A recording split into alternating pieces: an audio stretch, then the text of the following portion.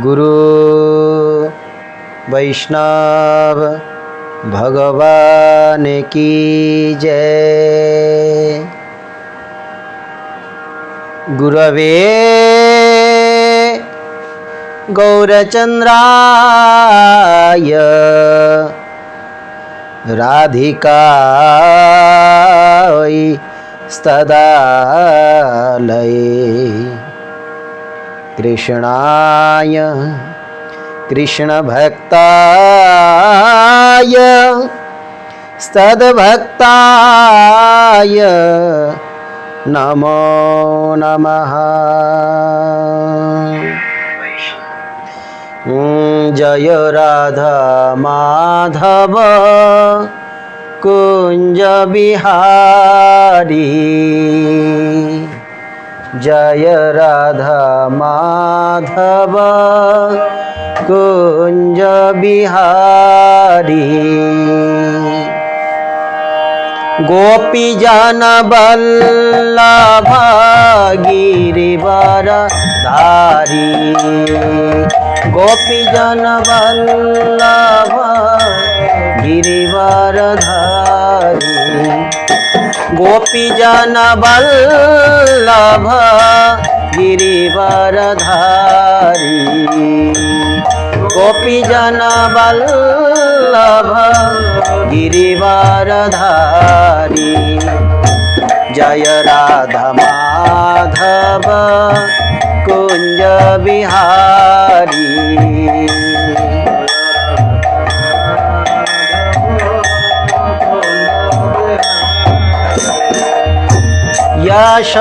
यशोदनंदन ब्रज जनरंजन, यशोदनंदन ब्रज जनरंजन।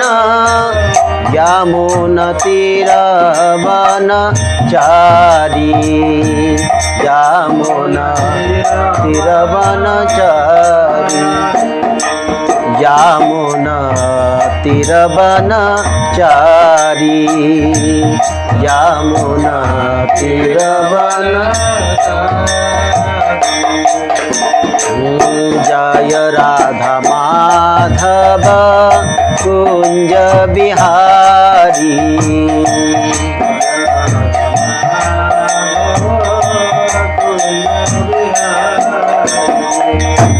हरे कृष्ण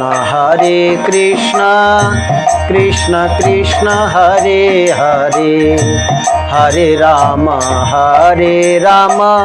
राम राम हरे हरे।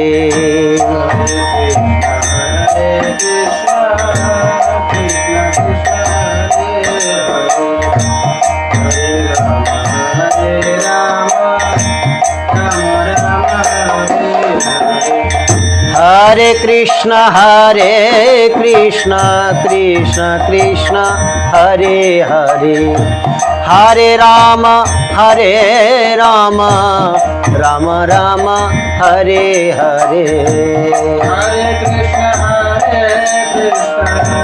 कृष्ण कृष्ण हरे हरे, हरे राम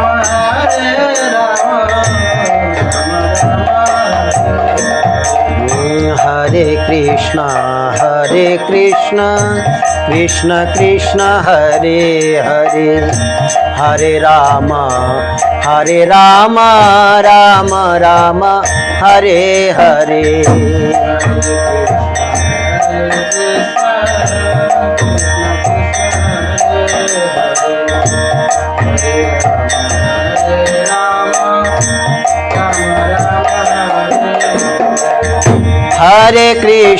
हरे कृष्ण कृष्ण कृष्ण हरे हरे, हरे राम राम राम हरे हरे। हरे कृष्ण कृष्ण कृष्ण हरे हरे, हरे राम राम राम हरे Krishna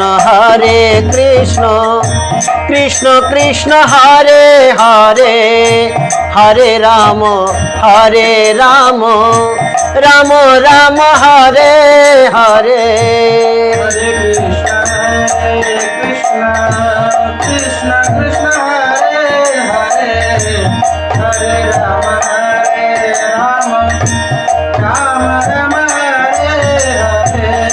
Hare Krishna,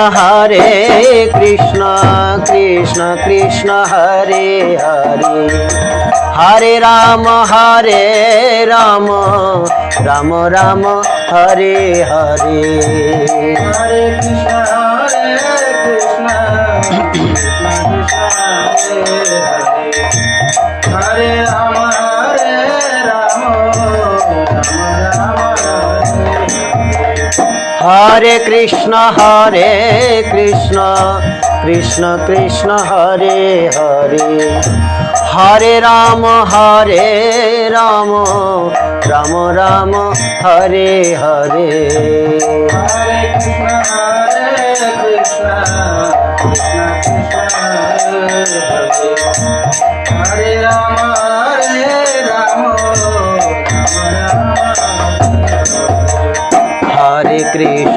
हरे कृष्ण कृष्ण कृष्ण हरे हरे, हरे Ram Ram Ram Hare Hare. Hare Krishna,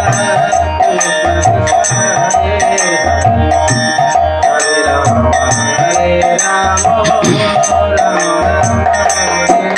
Rama, Rama हरे कृष्ण कृष्ण कृष्ण हरे हरे, हरे राम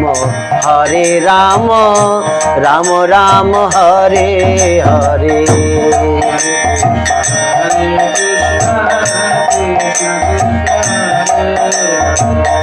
हरे कृष्ण कृष्ण कृष्ण हरे हरे, हरे राम राम राम हरे हरे। हरे कृष्ण कृष्ण कृष्ण हरे हरे, हरे राम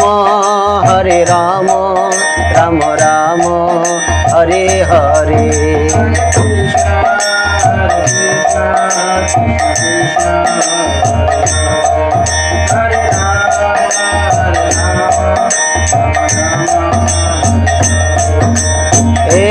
हरे कृष्ण कृष्ण कृष्ण हरे हरे, हरे राम राम राम हरे हरे।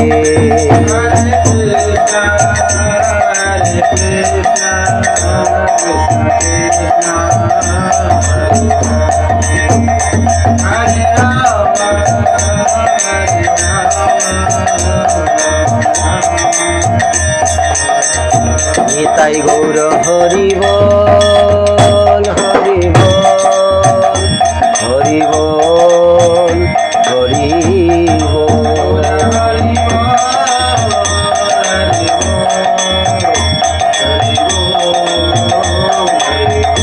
निताई गौर हरि बोल हरि बोल हरि बोल हरि बोल।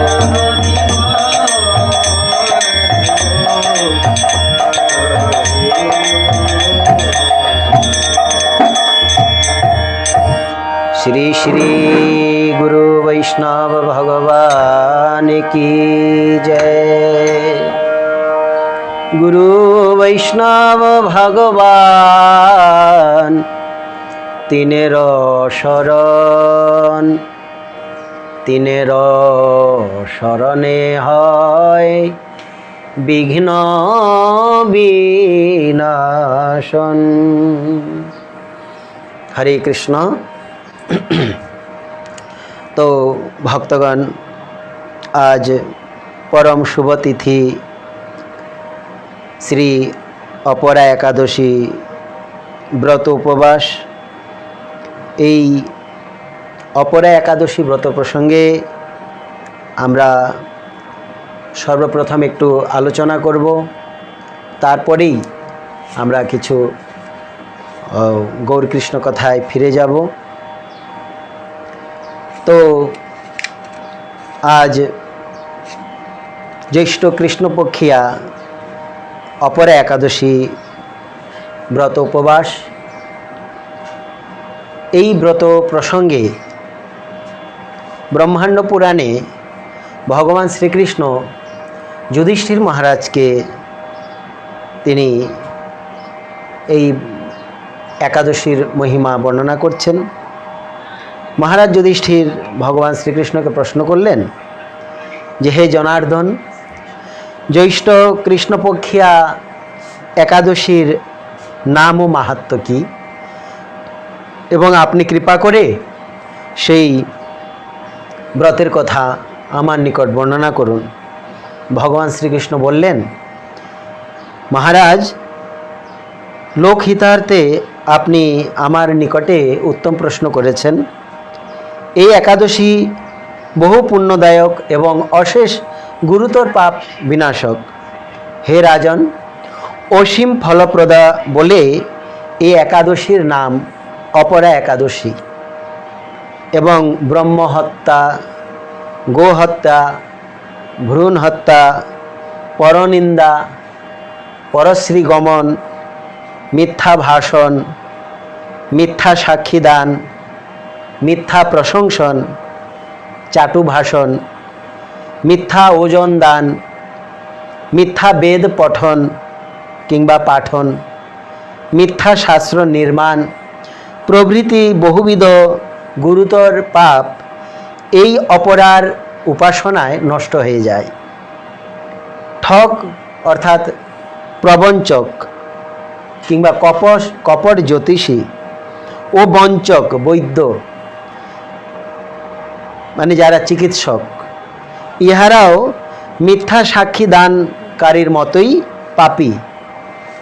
অপরা একাদশী ব্রত পালনে এই সকল পাপী ক্ষয়প্রাপ্ত হয়।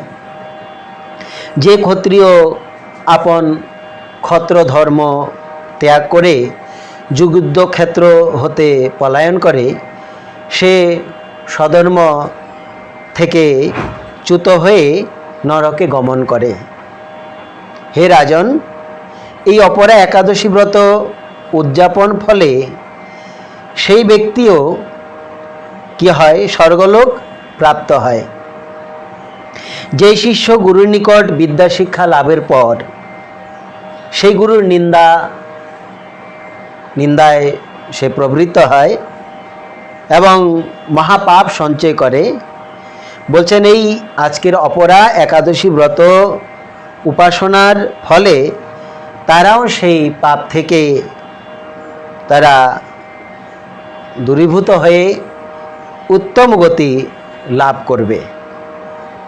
ভগবান কৃষ্ণ যুধিষ্ঠির মহারাজকে বললেন যে, হে রাজন, অপরার মহিমা এমন যে কার্তিক মাসে 3 বার পুষ্কর তীর্থে স্নান করলে যেই পুণ্য অর্জন করা হয় কিংবা করা যায়, কাশীতে শিবরাত্রি ব্রত পালনে যে পুণ্য অর্জন করা যায়, কিংবা মকর রাশিতে সূর্য অবস্থানকালে মাঘ মাসে প্রয়াগ স্নানে যে ফল পাওয়া যায়, গয়াতে শ্রী বিষ্ণু পাদপদ্মে পিণ্ডদানে যে ফল পাওয়া যায়, সিংহ রাশিতে বৃহস্পতির গৌতমী নদীতে, মানে সিংহ রাশিতে যখন বৃহস্পতি অবস্থান করে তখন গৌতমী নদীতে স্নানে যে ফল পাওয়া যায়, কুম্ভে কেদারনাথ দর্শনে যে ফল পাওয়া যায়, বদ্রিকাশ্রম যাত্রায় ও বদ্রীনারায়ণ সেবায়, সূর্যগ্রহণে কুরুক্ষেত্রে স্নানে, তথায় হস্তি অশ্ব ধেনু সুবর্ণ মানে সোনা ও ভূখণ্ড আদি দানে, ভূখণ্ড মানে ভূমিদান ইত্যাদিতে যে ফল পাওয়া যায়, সেই সকল পুণ্যই এই অপরা একাদশী ব্রত পালনে অনায়াসে লাভ করা যায়। এবং ইহা বলছেন পাপ বৃক্ষ ছেদন করার সুতীক্ষ্ণ যে কুঠার, যাকে আমরা কুড়াল বলি, কুঠার তথা পাপ ইন্ধন ভস্ম করিবার সুতীব্র দাবানল স্বরূপ এই আজকের এই ব্রত। এই ব্রতের দ্বারা পাপও নষ্ট হয়ে যায় এবং বলছেন পাপ অন্ধকার বিনাশে এই মহা তেজময় সূর্যের মতো যে পাপরূপী মৃগের নিকট ইহা মহাকাল সিংহ স্বরূপ এই ব্রত।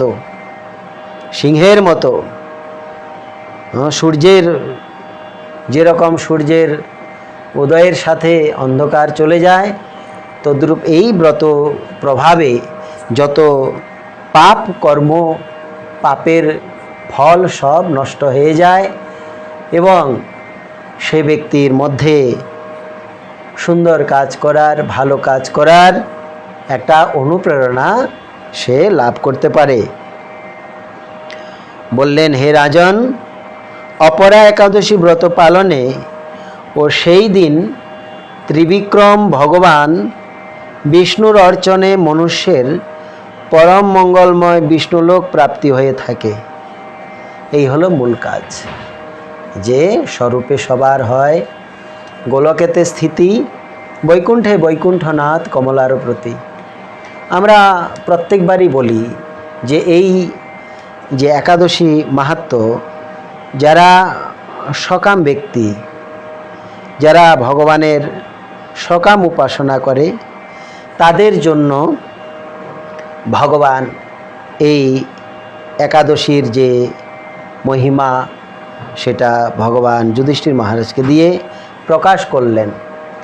অনেকের মধ্যে কামনা রয়েছে, তো ভগবান দেখলেন যে হ্যাঁ, কামনা থাকলেও তোমরা যদি এই একাদশী ব্রতটি নিষ্ঠার সহিত পালন করো, তাহলে নিশ্চিত রূপে তোমাদের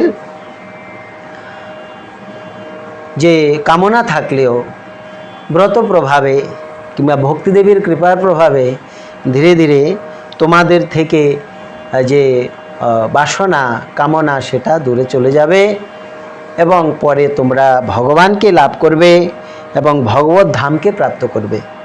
ভগবান এই কথা তিনি বলেছেন। সকাম ব্যক্তিও তারা ভগবানকে লাভ করতে পারে। এই জন্য বলেছেন যে আজকের যে একাদশী, এই একাদশীর মহিমা বর্ণনা করছেন যে এই একাদশী ব্রত প্রভাবে ত্রিবিক্রম ভগবানের মানে বিষ্ণু তত্ত্বের যারা পূজা করবে, অর্চনা করবে, বৈষ্ণবগণ তো সবসময় বিষ্ণু তত্ত্বের উপাসনা করছেন, বিষ্ণুর আরাধনা করছেন। তো বৈষ্ণবগণ সবসময় তারা ভগবানের পুজো করেন, উপাসনা করেন। তাই বলছেন যে এই তিথিতে যারা ভগবান বিষ্ণু তত্ত্বের পুজো করবেন, তারা মঙ্গলময় বিষ্ণুলোক প্রাপ্তি তারা করবেন, অবশ্যই বিষ্ণুলোক প্রাপ্তি। ভগবান কৃষ্ণ যুধিষ্ঠির মহারাজকে বললেন যে হে রাজন, লোকহিতার্থে আপনাকে আমি এই যে একাদশীর মাহাত্ম্য বললাম, এই মাহাত্ম্য শ্রবণে ও পঠনে যারা শ্রবণ করছেন, আপনারা যারা এই একাদশীর ব্রত মাহাত্ম্য কথা আপনারা শ্রবণ করছেন এবং পঠনে জীবের সকল পাপ বিনষ্ট হয়ে যায়। সংক্ষিপ্ত আকারে আজকের এই একাদশী ব্রতের কথা বর্ণনা করছেন ভগবান শ্রীকৃষ্ণ যুধিষ্ঠির মহারাজকে উপলক্ষ করে। তো আমরা এই একাদশী শ্রী মহাপ্রভু কিভাবে ব্রতটি করলেন সেই প্রসঙ্গে আমরা একটু আজকে আলোচনা করব।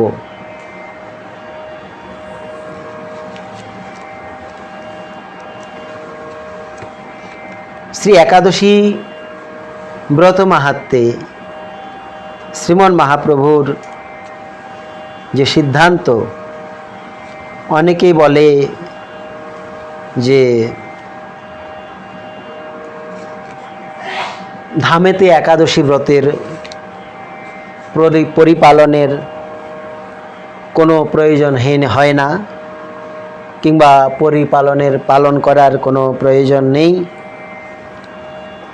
কিংবা শ্রীক্ষেত্রে মানে পুরীধামে একাদশী ব্রত নেই, অনেকে বলে। সর্বোপরি কথা এই যে পরমেশ্বর ভগবানের কোনো ব্রতের তপস্যার কোনো প্রয়োজন নেই।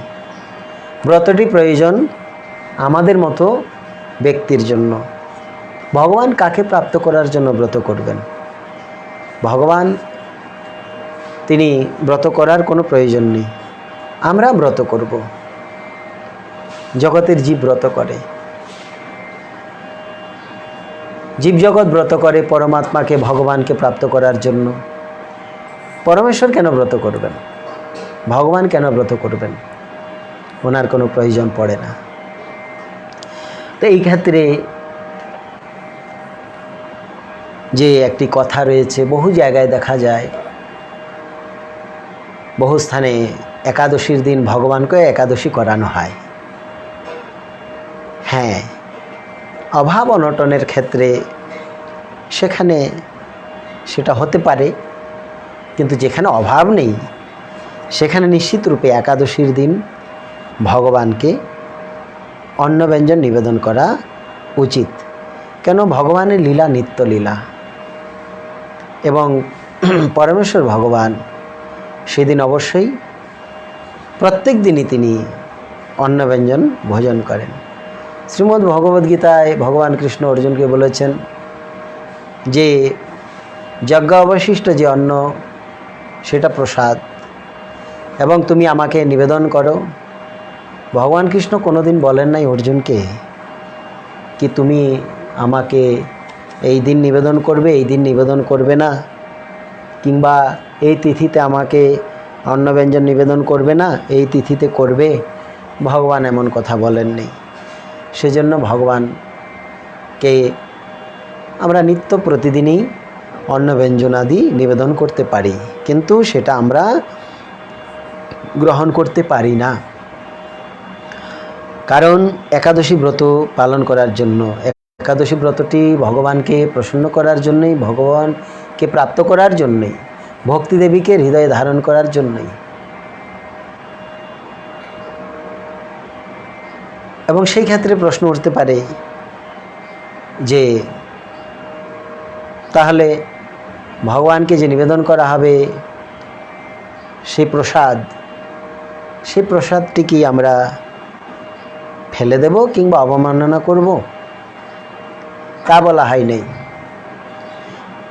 স্বাভাবিকভাবেও কোনোদিন ভগবানের নির্মাল্য কিংবা প্রসাদ আদি যখন সেটা আমরা যেহেতু জড়জগতের লোক, হয়তো সেটা যখন আমরা গ্রহণ করার অযোগ্য হয়ে পড়ি, তখন আমরা অনেকেই এই শব্দ উচ্চারণ করি যে এই নির্মাল্য কিংবা এই অন্নব্যঞ্জন ফেলে দাও। এই ফেলে দাও শব্দ সেটা প্রয়োগ করা সমীচীন নয়। সেটা বিসর্জন হতে পারে, বিসর্জন করে দাও, তা হতে পারে। ভগবত প্রদত্ত কোনো অর্ঘ্য, ফুল চন্দন তুলসী, ভগবানের প্রসাদী কোনো বস্ত্র, প্রসাদী কোনো দ্রব্য, সেটা আমরা বিসর্জন করতে পারি, ফেলে দিতে পারি না।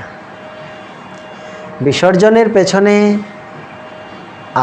আবাহনের একটা উদ্দেশ্য থাকে, কিন্তু ফেলে দেওয়ার যেটা সেটাকে আবার গ্রহণের কোনো উদ্দেশ্য থাকে না। সেজন্য যেখানে আহ্বান আছে সেখানে বিসর্জন আছে, যেখানে বিসর্জন আছে সেখানে আহ্বান আছে। সেজন্য যখন আমরা অযোগ্য হয়ে পড়ি, যেমন জড়জগতের লোক, আমরা কিছু ভোজন করলেই আর পেটে ধরে না, তখন আমরা বলি বেশি হয়ে গেছে, উচ্ছিষ্ট হয়ে গেছে প্রসাদ, ফেলে দাও। না, বিসর্জন করে দাও। কারণ আমি অযোগ্য। স্বাভাবিকভাবে প্রসাদ বুদ্ধি তো আমাদের নেই। বিশেষ করে একাদশীর দিন ভগবানের নিবেদিত যে প্রসাদ, তার কি হবে, তা কি করা হয়? এই প্রসঙ্গে কলিযুগ পাবন অবতার ভগবান শ্রী চৈতন্য মহাপ্রভু তিনি যখন সন্ন্যাস নিয়ে পুরী ধামে অবস্থান করছেন, তো সেখানে তিনি বলেছেন এবং সেখানে দেখিয়েছেন যে একাদশী ব্রত কিভাবে পালন করতে হয় এবং প্রসাদেরও যেন কোনো অবমাননা না হয়, প্রসাদেরও যেন কোনো অমর্যাদা না হয়, তার জন্য মহাপ্রভু একটি লীলা করেছেন। এখানে সুন্দরভাবে ভক্তিবিনোদ ঠাকুর মহাশয় এই লীলাটিকে তুলে ধরেছেন।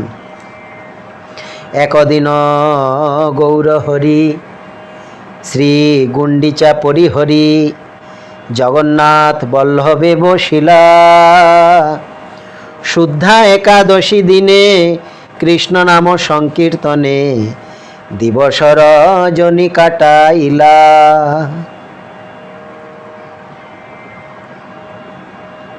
একদিন ভগবান শ্রী গৌরহরি শ্রী গুণ্ডিচা পরিহরি মানে গুণ্ডিচা মন্দির দর্শন করে সেখান থেকে এসে পাশে একটি উদ্যান রয়েছে, মানে বন, তাকে বলা হয় জগন্নাথ বল্লভ উদ্যান। সেই উদ্যানে বসে আছেন। এই শুদ্ধ একাদশীর দিনে নাম সংকীর্তন করতে করতে দিন রাত কাটিয়ে দিয়েছেন। এবং সাথে কে কে আছে? সঙ্গে স্বরূপ দামোদর, রামানন্দ বক্রেশ্বর, আর যত ক্ষেত্রবাসীগণ। প্রভু বলে এক মনে কৃষ্ণ নাম সংকীর্তনে নিদ্রাহার করিয়ে বর্জন। কেহ কর সংখ্যা নাম, কেহ দণ্ড পর নাম, কেহ বল রামকৃষ্ণ কথা। যথা তথা পরিষবে গোবিন্দ গোবিন্দ রবে, মহাপ্রেমে প্রমত্ত সর্বথা। হেন কালে গোপীনাথ পরিছা সার্বভৌম সাত, গুণ্ডিচা প্রসাদ লইয়া আইল। অন্ন ব্যঞ্জন পিঠা পানা, পরমান্ন দধি ছানা, মহাপ্রভুর অগ্রেতে ধরিল। প্রভুর আজ্ঞায় সবে দণ্ডবত পড়ি তবে, মহাপ্রসাদে বন্দিয়া বন্দিয়া। ত্রিজা মারজনী সবে মহাপ্রেমে মগ্ন ভাবে, অকৈতবে নামে কাটাইয়া। প্রভু আজ্ঞা শিরে ধরি প্রাতঃস্নান সবে করি, মহাপ্রসাদ সেবায় পারণ। করি তব হৃষ্ট চিত্তে, করি হৃষ্ট চিত্ত সবে, প্রভুর চরণে তবে কর জোড়ে করে নিবেদন। এখানে বর্ণনা করছেন একদিন মহাপ্রভু গুণ্ডিচা মন্দির, গুণ্ডিচা মন্দির মানে জগন্নাথ দেবের মাসির বাড়ি, যেটা পুরীধামে রয়েছে শ্রীমন্দির থেকে কিছু দূরে। সেই মন্দির দর্শন করে সেখান থেকে তিনি পাশে একটি উদ্যান জগন্নাথ বল্লভ উদ্যানে বসে একাদশীর দিন তিনি নাম সংকীর্তন করতে করতে দিন অষ্টপ্রহর নাম সংকীর্তন করলেন। সাথে স্বরূপ দামোদর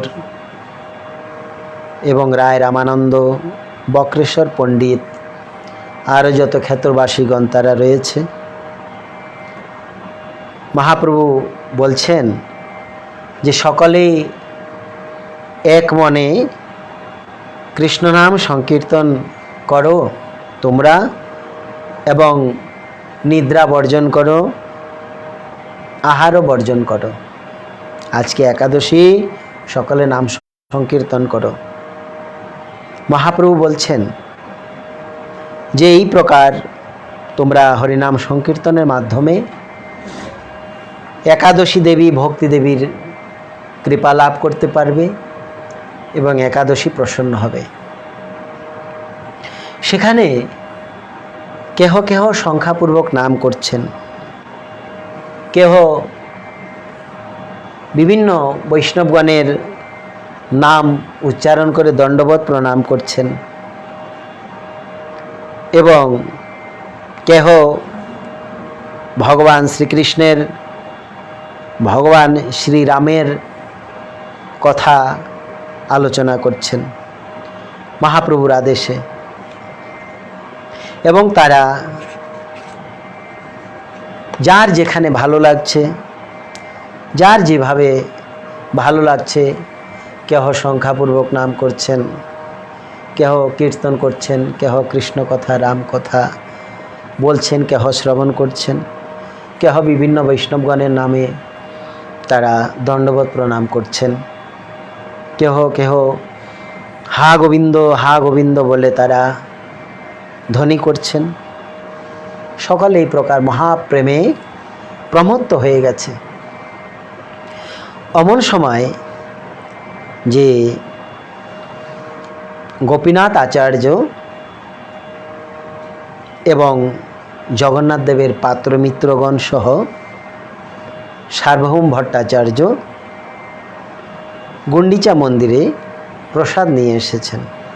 জগন্নাথ দেবের অন্নব্যঞ্জন, পিঠাপানা, বিভিন্ন প্রকার প্রসাদ।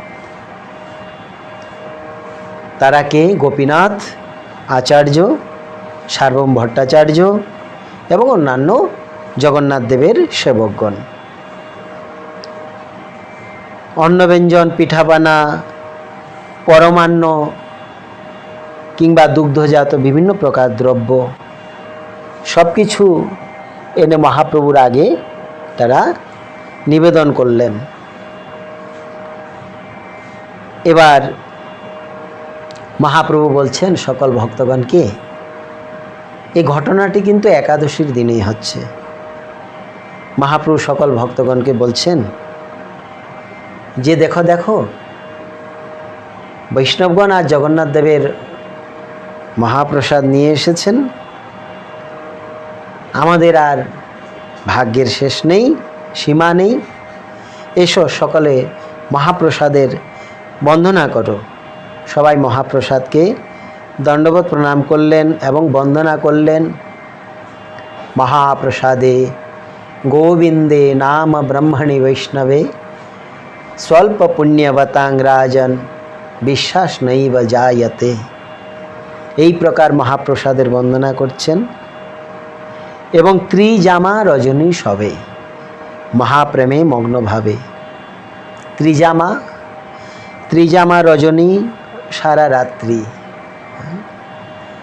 তৃতীয় জাম, সেই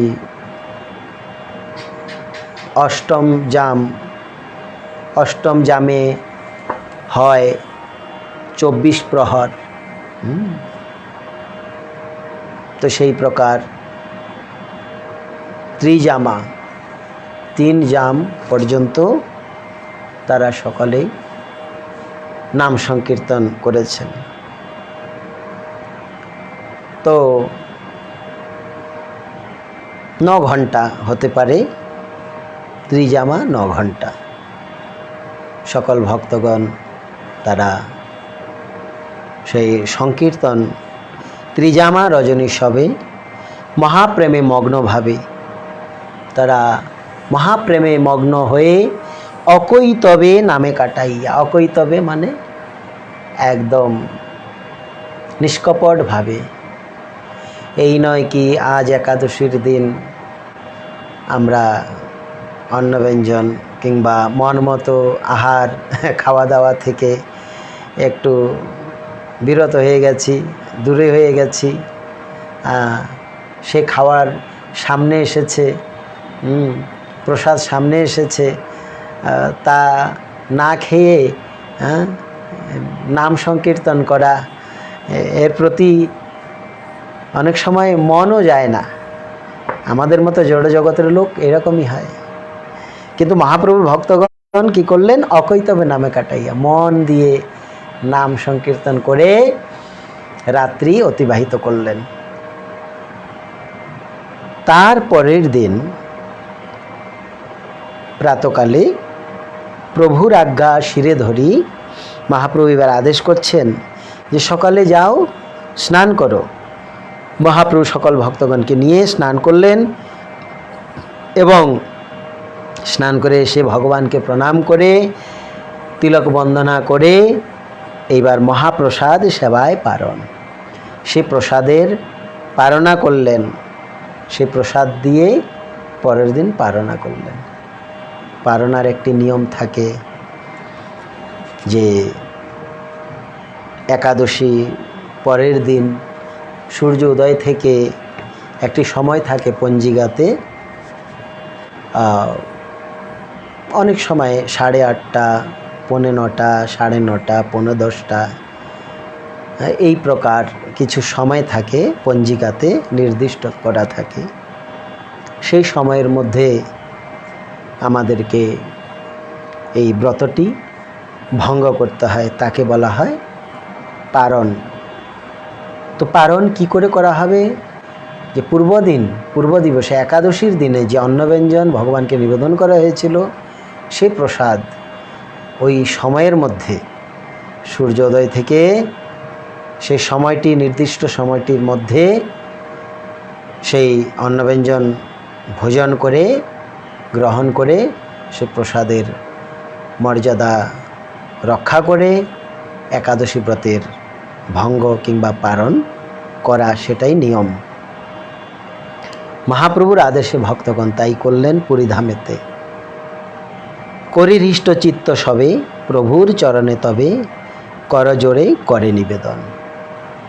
এই প্রকার সকলে আনন্দিত হলেন যে আমাদের গতকাল একাদশী ব্রত সম্পূর্ণভাবে হলো এবং আজ যে মহাপ্রসাদ গতকাল এসেছিল সে প্রসাদের আজ আমরা সকলে সেবা করেছি, সে প্রসাদের সম্মান করতে পেরেছি। সকল ভক্তগণ এবার আনন্দিত হলেন। মহাপ্রভু পুরীধামে থেকে এই একাদশীর নিয়ম তিনি আমাদের জানিয়েছেন এবং পার্শ্বদগণকে নিয়ে সেটা মহাপ্রভু আচরণ করে আমাদের দেখিয়েছেন। তো কাজেই এই যে একাদশী ব্রত আমাদের সকলেরই পালন করা উচিত। অনেক মহাপ্রভুর ভক্তগণের মধ্যে অনেকে রয়েছেন, অনেকেরই ধারণা কিংবা কিছু অপসম্প্রদায় রয়েছে,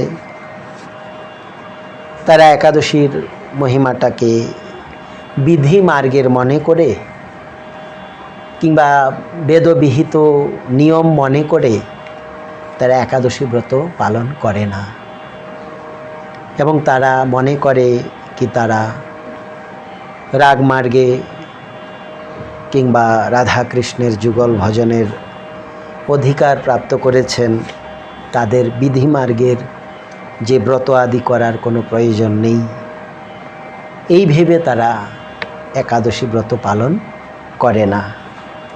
কিন্তু আবার তারা মহাপ্রভুর পুজো কিংবা মহাপ্রভুর ভোগ নিবেদন আদি সেটাকে খুব মান্যতা দেয়।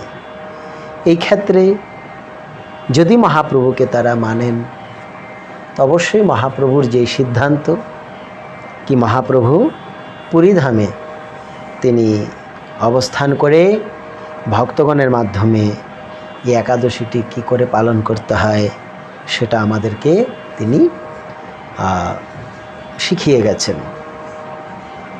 তো এই প্রকার ব্রতের মহিমা আমরা আজ শুনতে পেলাম যে ভগবান শ্রী চৈতন্য মহাপ্রভু কিভাবে এই ব্রতটি পালন করেছেন ভক্তগণকে নিয়ে। তাছাড়া ভক্তগণ সকলেই মহাপ্রভুর নিকটে দণ্ডবত প্রণাম করে তারা বলছেন মহাপ্রভুকে যে হে প্রভু, এই একাদশী ব্রত পালনের যদি আরও কিছু নিয়ম থাকে সেটা আপনি কৃপা করে আমাদের উপদেশ করুন। শ্রীক্ষেত্রে একাদশী, শ্রীক্ষেত্রে শ্রী একাদশী। এখানে বর্ণনা করছেন, সর্বব্রত শিরোমণি শ্রীহরি বাসরে জানি, নিরাহারে করি জাগরণ, জগন্নাথ প্রসাদান্ন ক্ষেত্রে সর্বকালে মান্য, পাইলেই করিয়ে ভক্ষণ।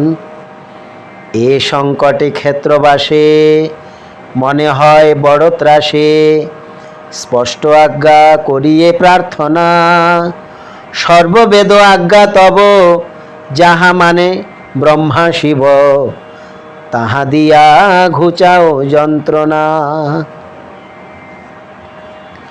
ভক্তগণ তারা প্রভুর চরণে হাত জোড় করে করজোড়ে তারা নিবেদন করছেন মহাপ্রভুর চরণে, কি হে মহাপ্রভু, যে সকল ব্রতের মধ্যে শ্রেষ্ঠ ব্রত যে হরিবাসর ব্রত, হরিবাসর ব্রতটিকে বলেছেন সকল ব্রতের মধ্যে শ্রেষ্ঠ ব্রত।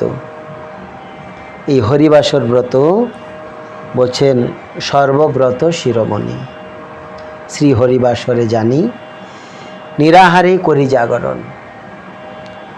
নিরাহারে মানে ভোজন না করে জাগরণ করা, এবং জগন্নাথের যে প্রসাদ অন্ন, এ প্রসাদ তো সর্বকালেই সর্বস্থানেই মান্য।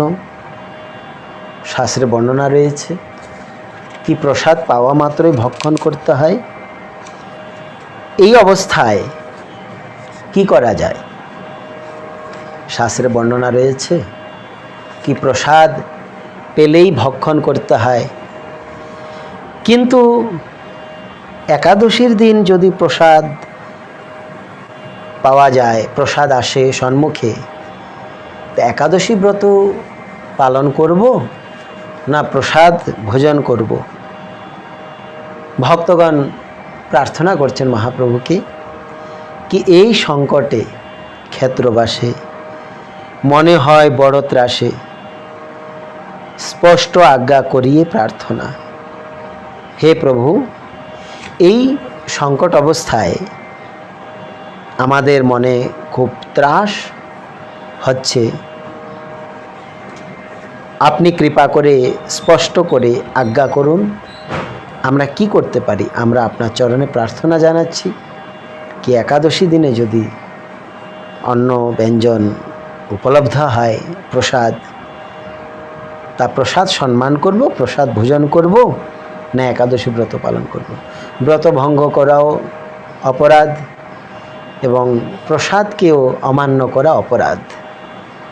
এই অবস্থায় আমরা কি করব? কেন সর্ববেদে আজ্ঞা রয়েছে যে ব্রহ্মা শিব পর্যন্ত যার প্রসাদ পেয়ে শিরে ধারণ করে তারা প্রসাদ গ্রহণ করে, সে প্রসাদ আমরা কি করে ত্যাগ করতে পারি? প্রভু আপনি উপদেশ করে আমাদের যে যাতনা সেটা ঘুচিয়ে দিন।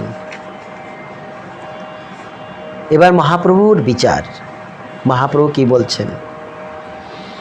শ্রী মহাপ্রভুর বিচার। প্রভু বলে ভক্তি অঙ্গে একাদশী মান ভঙ্গে সর্বনাশ উপস্থিত হয়, প্রসাদ পূজন করি পরদিনে পাইলে তরি, তিথি পর দিনে নাহি রয়।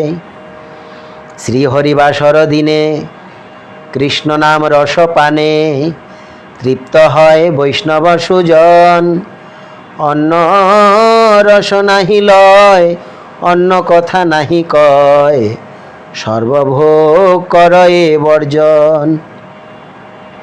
প্রসাদ ভোজন নিত্য শুদ্ধ বৈষ্ণবের কৃত্য, অপ্রসাদ না করে ভক্ষণ, শুদ্ধা একাদশী যবে নিরাহার থাকে তবে, পারণেতে প্রসাদ ভোজন। অনুকল্প স্থানে মাত্র নিরন্ন প্রসাদ পাত্র, বৈষ্ণবেকে জানিহ নিশ্চিত, অবৈষ্ণব জন যারা প্রসাদ ছলেতে তারা, ভোগে হয় দিবানিশিরত। পাপ পুরুষের সঙ্গে অন্যাহার করে রঙ্গে, নাহি মানে হরিবাসর ব্রত। ভক্তি অঙ্গ সদাচার ভক্তি রসন মান করো, ভক্তি দেবী কৃপা লাভ হবে। অবৈষ্ণব সঙ্গ ছাড়ো, একাদশী ব্রত ধরো, নামব্রতে একাদশী তবে। প্রসাদ সেবন আর শ্রীহরিবাসরে, বিরোধনা করে প্রভু বুঝহ অন্তরে। এক অঙ্গ মানে আর অন্য অঙ্গে দেশ, যে করে নির্বোধ সে জানহ বিশেষ। যে অঙ্গের যেই দেশ কাল বিধিব্রত, তাহাতে একান্ত ভাব হও ভক্তিরত। সর্ব অঙ্গের অধিপতি ব্রজেন্দ্র নন্দন, যাহে তেহ তুষ্টি তাহা করহ পালন। একাদশী দিনে নিদ্রাহার বিসর্জন, অন্য দিনে প্রসাদ নির্মাল্য সুসেবন। শুনিয়া বৈষ্ণব সব আনন্দে গোবিন্দ রব, দণ্ডবত পড়িলেন তবে। স্বরূপাদি রামানন্দ পাইলেন মহানন্দ, ওড়িয়া গো ওড়িয়া ভক্ত সবে। ওহে ভাই গৌরাঙ্গ আমার প্রাণধন, অকই তবে ভজ তারে, যাবে তবে ভব পারে। শীতল হইবে তনু মন। শ্রীনাম ভজন ও একাদশী এক। শ্রীনাম ভজন আর একাদশী ব্রত, এক তত্ত্ব নিত্য জানি হও তাহে রত। এই একাদশী ব্রত প্রসঙ্গে শ্রীমন মহাপ্রভু তার বিচার এখানে উত্থাপন করলেন। প্রভু বলে ভক্তি অঙ্গে একাদশী মান ভঙ্গে সর্বনাশ উপস্থিত হয়। প্রসাদ পূজন করি পরদিনে পাইলে তরি, তিথি পরদিনে নাহি রয়।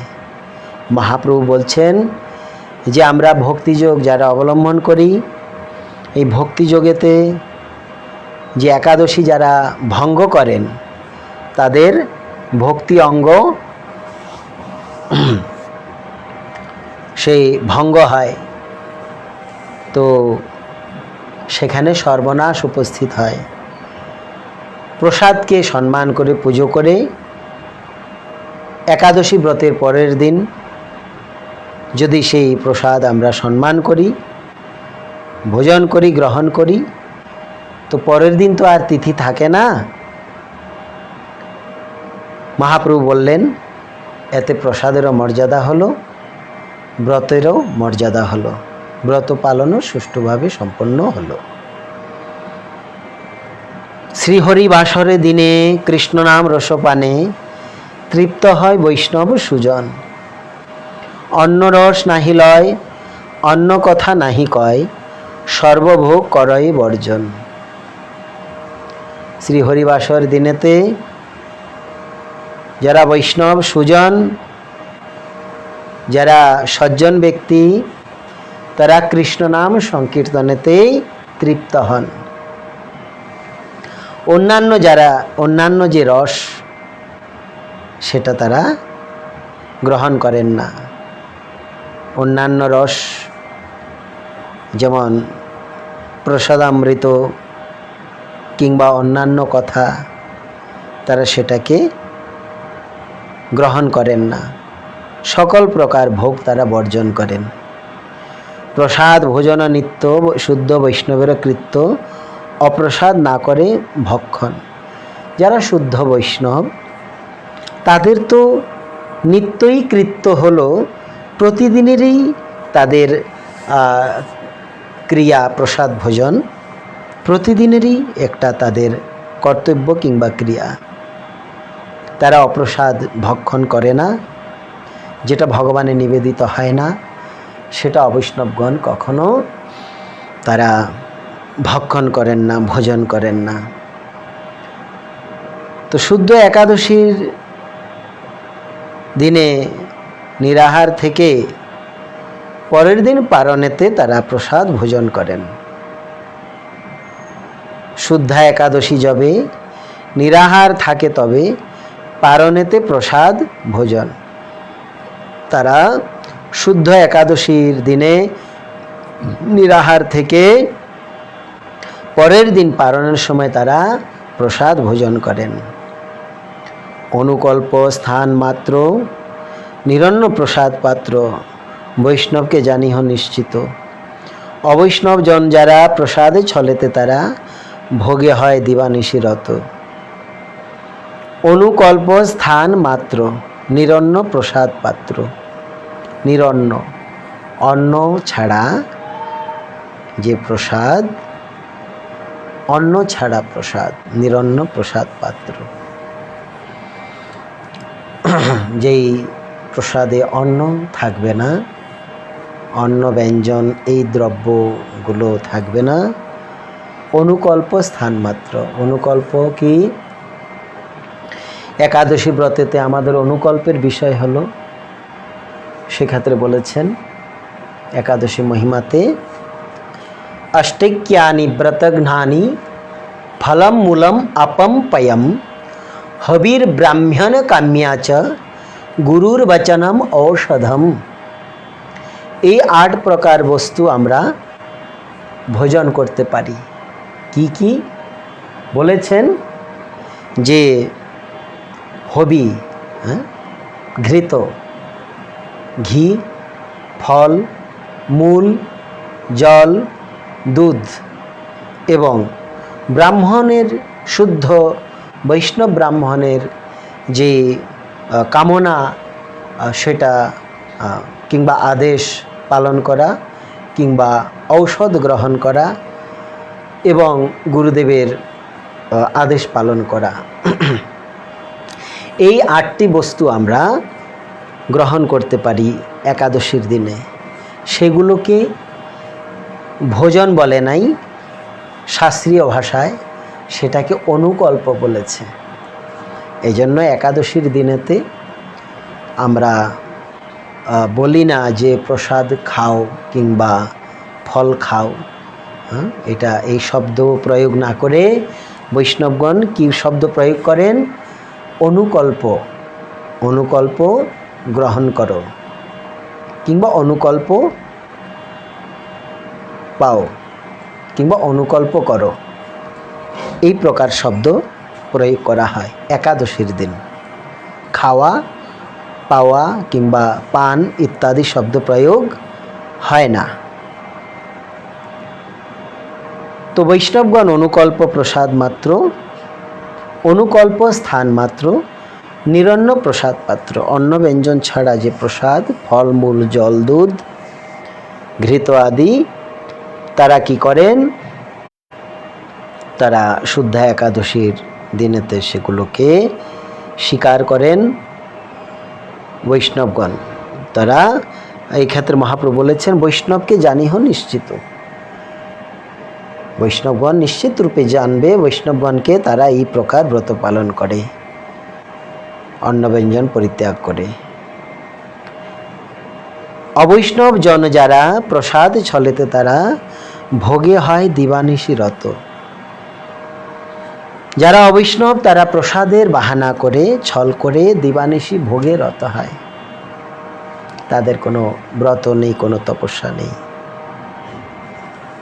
তারা নিজেকে রাগমার্গের কিংবা যুগল ভজনের অধিকারী মনে করে একাদশী ব্রত পর্যন্ত পরিত্যাগ করে দেন। এই প্রসঙ্গে 13টি অপসম্প্রদায়ের মধ্যে মাত্র কয়েকটি সম্প্রদায় তারা একাদশী ব্রত পালন হয়তোবা করেন, বাকি সবাই একাদশী ব্রত পালন করেন না।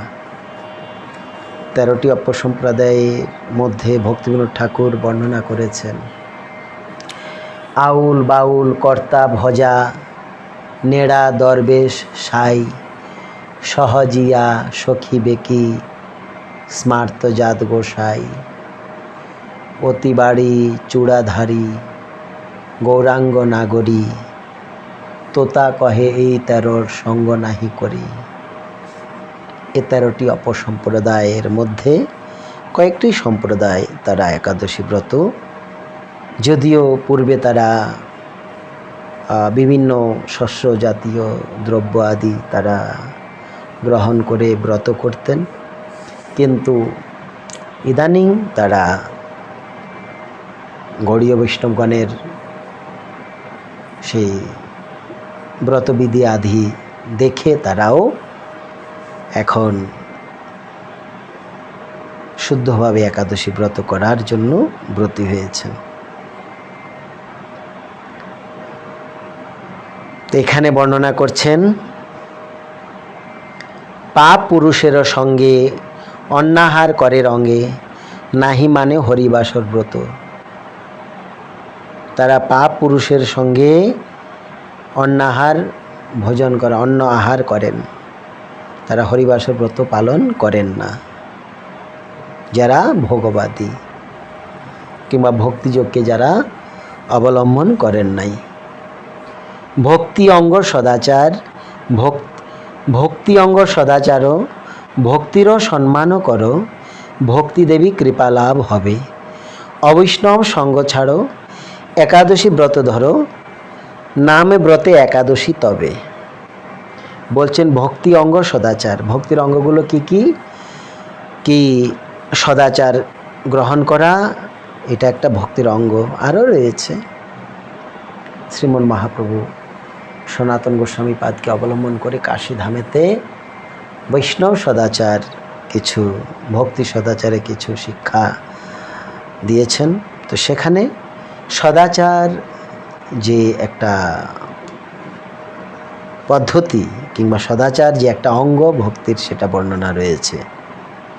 মহাপ্রভু বলছেন ভক্তি অঙ্গ সদাচার, ভক্তির সম্মানও করো, ভক্তির সম্মান করো, ভক্তির যে অঙ্গ সদাচার সেটা পালন করো, ভক্তি দেবীর কৃপা লাভ হবে।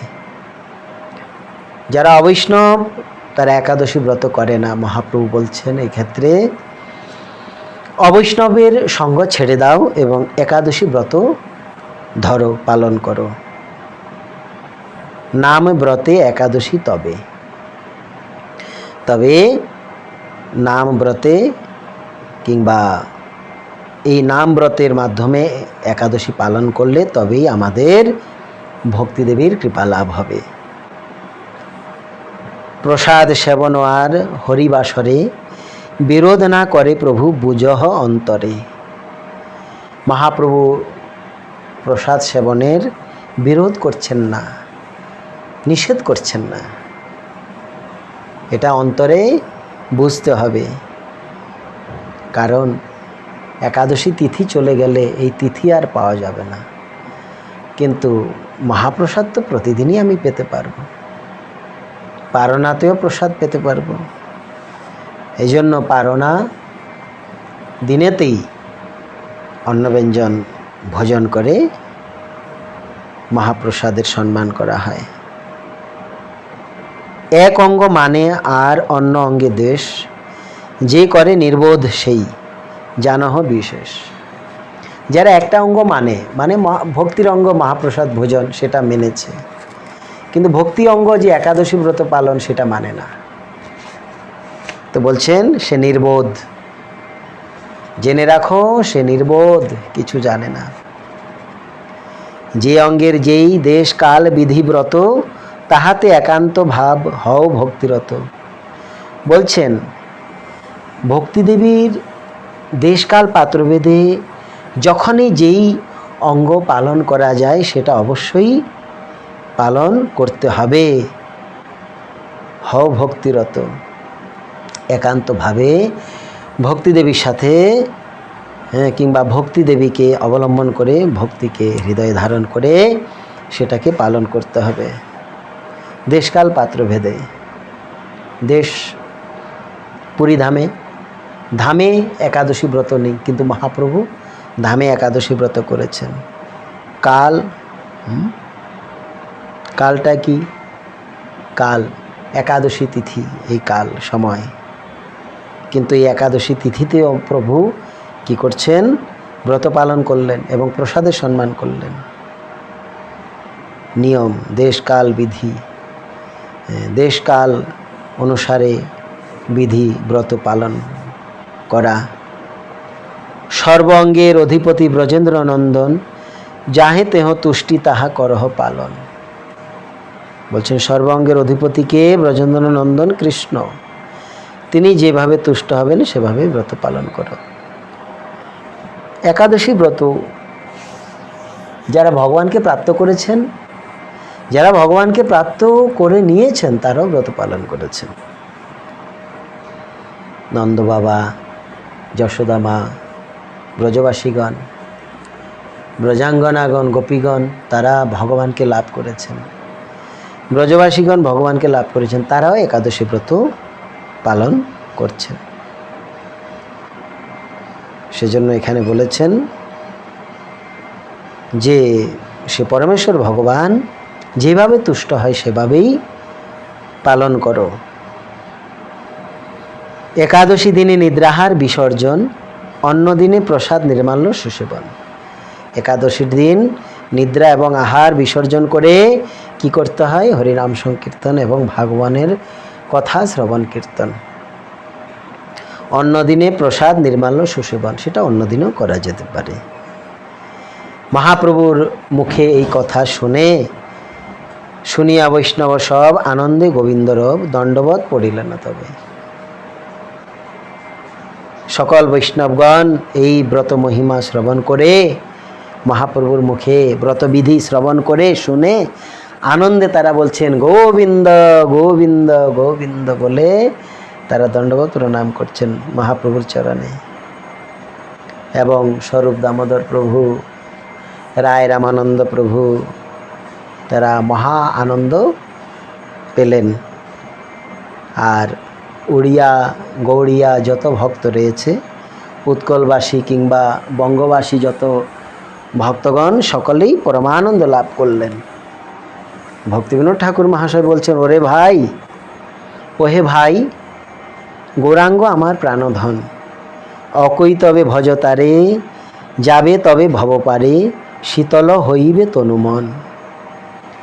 গৌরাঙ্গ আমার প্রাণধন, অকই তবে ভজ তারে। অকই তবে মানে নিষ্কপটভাবে, অন্য বাঞ্ছা ত্যাগ করে নিষ্কামভাবে তাকে ভজনা করো।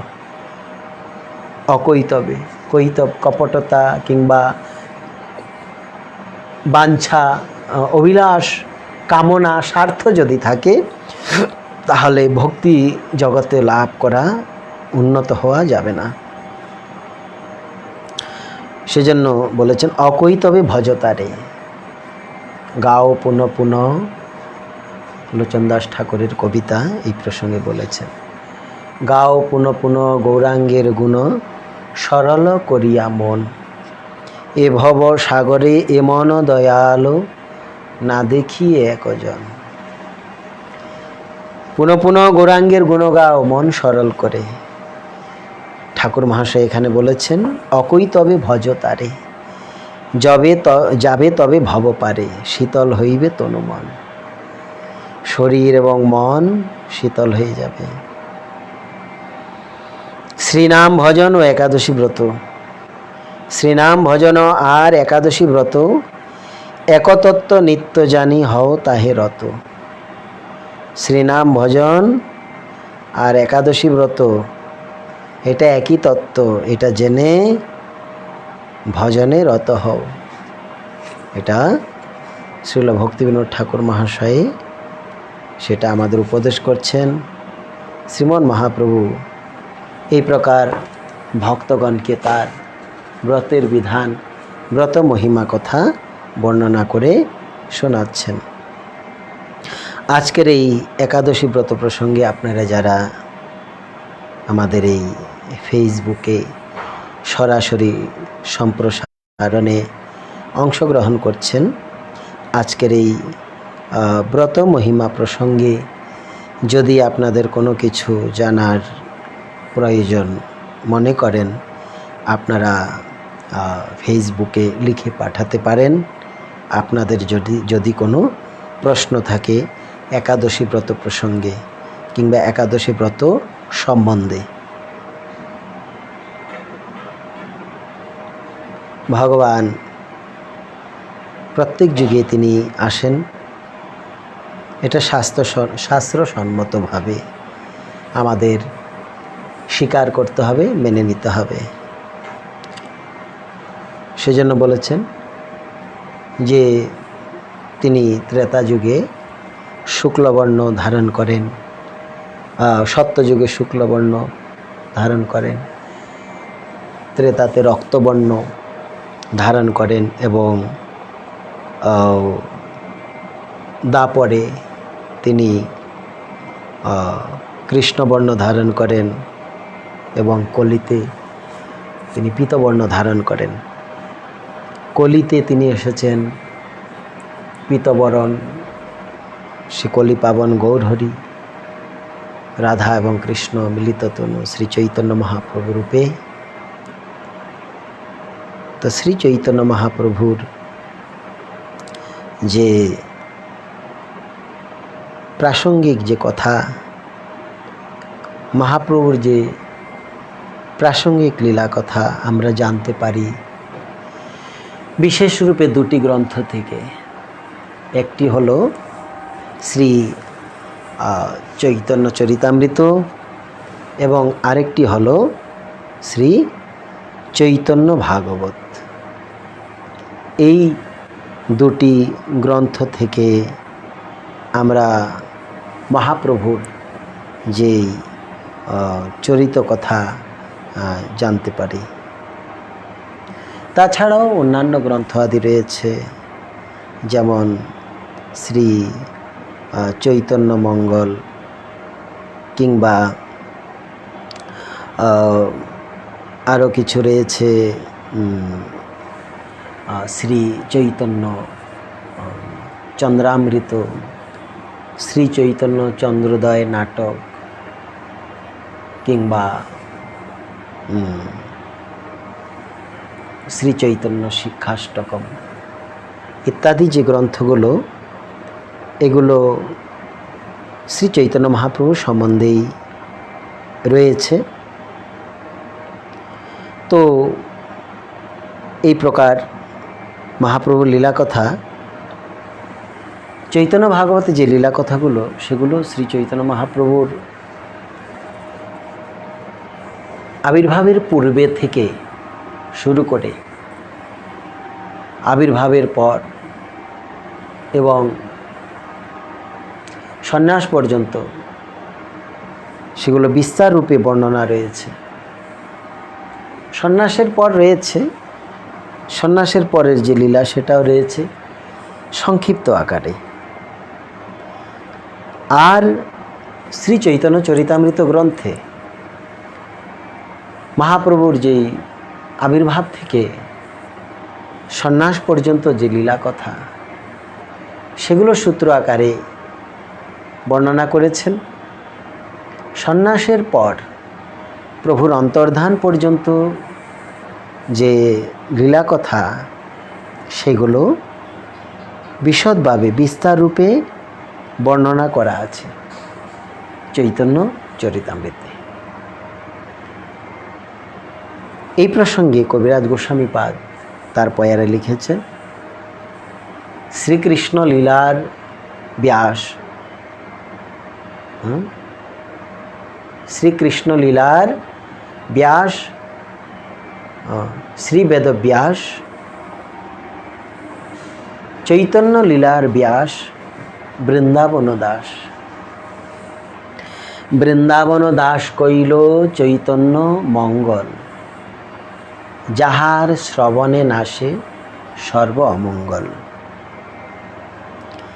এই চৈতন্য ভাগবতের পূর্বের নাম ছিল শ্রী চৈতন্য মঙ্গল। এই চৈতন্য মঙ্গল শ্রবণ করলে সকল অমঙ্গল দূরে চলে যায়। সেজন্য বলেছেন, বৃন্দাবন দাস কইল চৈতন্য মঙ্গল, যাহার শ্রবণে নাশে সর্ব অমঙ্গল। যার কথা শ্রবণ করলে সকল অমঙ্গল নাশ হয়ে যায়। পূর্বে নাম ছিল চৈতন্য মঙ্গল। বৃন্দাবন দাস ঠাকুর লিখেছেন চৈতন্য মঙ্গল। শ্রী চৈতন্য মহাপ্রভুর আরও একজন পার্ষদ ছিলেন, তিনি হলেন শ্রীল লোচন দাস ঠাকুর মহাশয়। তো লোচন দাস ঠাকুর মহাশয় তিনিও একটি গ্রন্থ লিখেছেন চৈতন্য মঙ্গল নামে। বৃন্দাবন দাস ঠাকুর মহাশয় ভাবলেন আমার এই গ্রন্থ এবং লোচন দাস ঠাকুরের মহাশয়ের যে গ্রন্থ, দুটি গ্রন্থেরই নাম একই, সেজন্য যেন কেহ কোনো রকম বিভ্রান্ত না হয়, সেজন্য বৃন্দাবন দাস ঠাকুর মহাশয় তিনি তার সেই চৈতন্য চরিতামৃত গ্রন্থটির নামকরণ করেছেন শ্রী চৈতন্য মঙ্গল। এই চৈতন্য মঙ্গল গ্রন্থ বৃন্দাবন দাস ঠাকুর লিখেছেন, যেটাকে আমরা পরবর্তীকালে শ্রী চৈতন্য ভাগবত রূপে জানি। তো ভক্তগণ, এই প্রকার মহাপ্রভুর আরও কিছু লীলা কথা রয়েছে। শ্রীল বৃন্দাবন দাস ঠাকুর মহাশয় শ্রী চৈতন্য ভাগবত লিখেছেন এবং এই চৈতন্য ভাগবতে মহাপ্রভুর সুন্দর লীলা কথা বর্ণনা রয়েছে। যিনি রাধা কৃষ্ণের মিলিত তনু, ভগবান শ্রী গৌর সুন্দর, তা লীলা কথাগুলিকে বৃন্দাবন দাস ঠাকুর মহাশয় বর্ণনা করছেন। যিনি দাপর যুগে কৃষ্ণলীলা বর্ণনা করেছেন কৃষ্ণ দ্বৈপায়ন মহর্ষি বেদব্যাস। কৃষ্ণ দ্বৈপায়ন বেদব্যাস যখন কৃষ্ণলীলাগুলোকে তিনি বর্ণনা করছেন, তো সেখানে কৃষ্ণ সম্বন্ধে কিছু কথা লেখা আছে। কলিযুগে ভগবান অবতীর্ণ হবেন তার কিছু কথা লেখা আছে। সেখানে দেখা যেতে পারে বেদরাজ, নিমি মহারাজ নবযোগেন্দ্র সংবাদে ভগবান কোন যুগে কিভাবে আসবেন এই প্রসঙ্গে বর্ণনা করেছেন। কোন যুগে তিনি কি বর্ণ ধারণ করবেন, কিভাবে আসবেন, সেটাও বর্ণনা করেছেন। এবং প্রহ্লাদ মহারাজ ভগবান নৃসিংহদেবকে স্তুতি করছেন এবং সেখানে ভগবান নৃসিংহদেবকে ত্রিযুগ বলে তিনি বর্ণনা করছেন। হে প্রভু, সত্য, ত্রেতা, দ্বাপর এই তিনটি যুগেতে আপনার লীলা প্রকাশিত, বিকশিত হবে, বিস্তার হবে, দর্শন হবে। কলিযুগেতে আপনার যে লীলাগুলো সেগুলো প্রচ্ছন্ন থাকবে, আচ্ছন্ন থাকবে। সেই লীলাগুলো জগতের লোক তারা বুঝতে পারবে না, তারা ধরতে পারবে না, তারা মেনে নিতে পারবে না। তাদের কাছে আপনি গুপ্ত রূপে আসবেন, ছন্ন রূপে। সেজন্য আপনার আরেক নাম ত্রিযুগ। তারপর এই প্রকার বর্ণনা প্রসঙ্গে দশম স্কন্ধে পরমেশ্বর ভগবান যখন কৃষ্ণ লীলা করছেন, কিংবা সেখানে সেই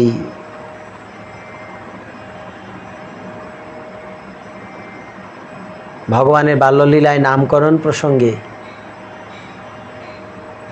নামকরণ করলেন কে?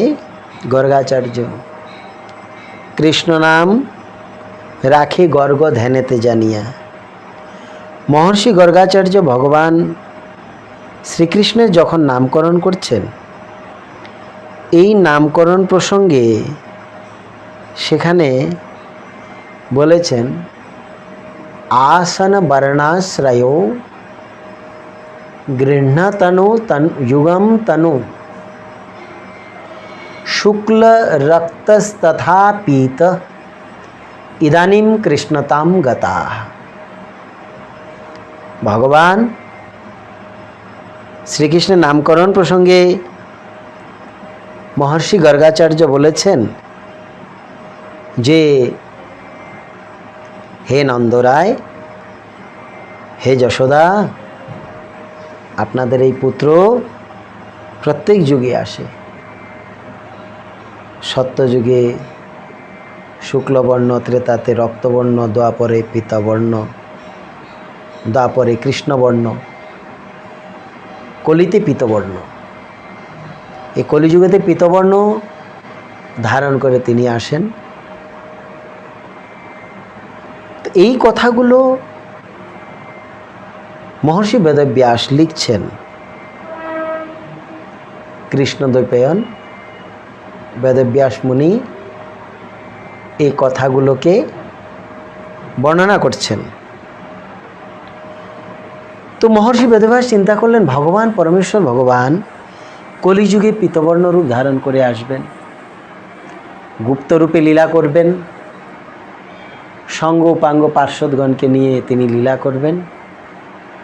সেই লীলায় আমি অংশগ্রহণ করব। মহর্ষি বেদব্যাস চিন্তা করলেন।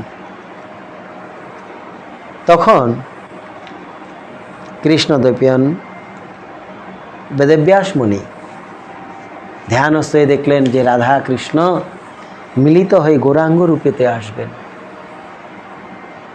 তখন তিনি এসেছেন মহর্ষি কৃষ্ণদ্বৈপায়ন বেদব্যাস শ্রীল বৃন্দাবন দাস ঠাকুর রূপেতে। শ্রীল বৃন্দাবন দাস ঠাকুর মহাশয়ের যে কিছু লীলা কথা, যিনি ভগবানের পরম প্রিয় পার্ষদ, সে বৃন্দাবন দাস ঠাকুর মহাশয়ের কথা আমরা আগামীকাল শ্রবণ করব বিকেল 5টায়। আজ আমাদের সময় হয়ে গেছে, আর অধিক সময় নেব না। হরে কৃষ্ণ।